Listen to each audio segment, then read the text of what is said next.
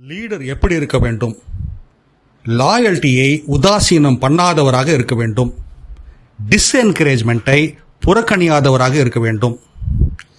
இன்விசிபிளாக பணியாளர்கள் உணராத வண்ணம் நடத்துகிறவராக இருக்க வேண்டும். அதிகமாக திருப்பி கொடுக்காமல் டிமாண்டிங் செய்யாதவராக இருக்க வேண்டும். தங்கள் டீம் மெம்பர்களை மனிதர்களாக அல்லாமல் கருவிகளைப் போல பயன்படுத்தாதவராக இருக்க வேண்டும்.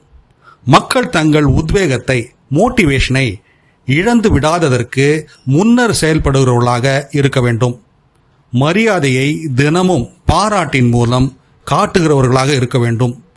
அங்கீகரித்து உரிய பலனை வழங்குகிறவர்களாக இருக்க வேண்டும். எல்லோருடைய கருத்துக்கும் உரிய மரியாதையை அளிக்கப்பட வேண்டும். நல்ல பணியாளர்களை உரிய விதத்தில் நடத்துகிறவர்களாக இருக்க வேண்டும்.